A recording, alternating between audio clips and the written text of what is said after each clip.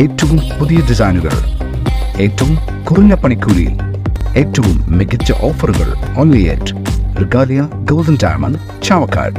ചാവക്കാട് താലൂക്ക് ആശുപത്രിയിൽ വാഹന പാർക്കിംഗിന് ഫീസ് ഏർപ്പെടുത്തിയ സംഭവം താലൂക്ക് വികസന സമിതി യോഗത്തിൽ വീണ്ടും ചർച്ചയായി.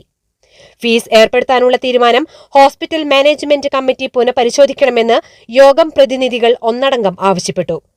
പാർക്കിംഗ് ഫീസ് ഏർപ്പെടുത്തിയതുമായി ബന്ധപ്പെട്ട് താലൂക്ക് ഹെഡ്ക്വാർട്ടേഴ്സ് ആശുപത്രി സൂപ്രണ്ട് സമർപ്പിച്ചിരുന്ന വിശദീകരണം പ്രതിനിധികൾ അംഗീകരിച്ചില്ല.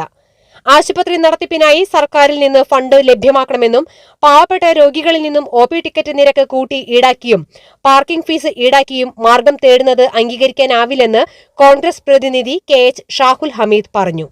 അനധികൃത പാർക്കിംഗ് തടയുന്നതിന് മറ്റ് ഫലപ്രദമായ മാർഗങ്ങൾ തേടണമെന്നും അദ്ദേഹം ആവശ്യപ്പെട്ടു.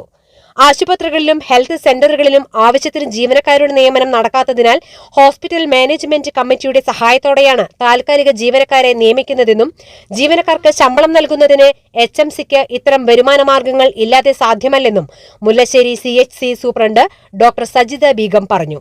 ചാവക്കാട് ഓവുങ്ങൽ മുതൽ മുതുവട്ടൂർ വരെ റോഡരികൾ നിർമ്മിച്ചിരിക്കുന്ന കാനകൾ അശാസ്ത്രീയമാണെന്ന് NCP പ്രതിനിധി MK ഷംസുദ്ദീൻ ആരോപിച്ചു.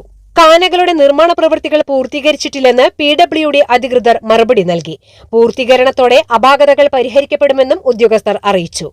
വാട്ടർ അതോറിറ്റി പൈപ്പ് പൊട്ടിയതുമൂലം 2 ദിവസമായി താലൂക്ക് ഓഫീസിലടക്കം കുടിവെള്ളം മുട്ടിയത് യോഗത്തിൽ മറ്റൊരു ചർച്ചയായി. പാറേമ്പാടത്ത് പൈപ്പ് പൊട്ടിയതാണ് കാരണമെന്ന് ചൂണ്ടിക്കാട്ടിയ വാട്ടർ അതോറിറ്റി അധികൃതരുടെ മറുപടിയെ കേരള കോൺഗ്രസ് പ്രതിനിധി തോമസ് ചിറമൽ അപലപിച്ചു. ഇടയ്ക്കിടെ പൈപ്പുകൾ പൊട്ടി ജലവിതരണം തടസ്സപ്പെടുന്നതിന് പദ്ധതിയുടെ കോൺട്രാക്ടർമാർക്കെതിരെ നടപടി സ്വീകരിക്കുവാൻ വാട്ടർ അതോറിറ്റി തയ്യാറാകണമെന്ന് അദ്ദേഹം ആവശ്യപ്പെട്ടു. റവന്യൂ വകുപ്പിലെ ജീവനക്കാരുടെ എണ്ണത്തിലെ അപര്യാപ്തത വില്ലേജ് ഓഫീസുകളുടെ പ്രവർത്തനത്തെ പ്രതികൂലമായി ബാധിക്കുന്നതായും സ്റ്റാഫ് പാറ്റേൺ പുതുക്കി പൊതുജനങ്ങളുടെ ദുരിതത്തിന് അറുതി വരുത്തുവാൻ സർക്കാർ തയ്യാറാകണമെന്ന് അദ്ദേഹം ആവശ്യപ്പെട്ടു.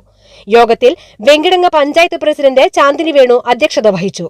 ചാവക്കാട് തഹസിൽദാർ TK ഷാജി സ്വാഗതം പറഞ്ഞു. വിവിധ രാഷ്ട്രീയ പാർട്ടി പ്രതിനിധികളായ TP Shahu, RP Rasheed master, Muhammad Unni Mannalamkunnu, T Thulasidas, വിവിധ വകുപ്പ് തല ഉദ്യോഗസ്ഥർ തുടങ്ങിയവർ പങ്കെടുത്തു.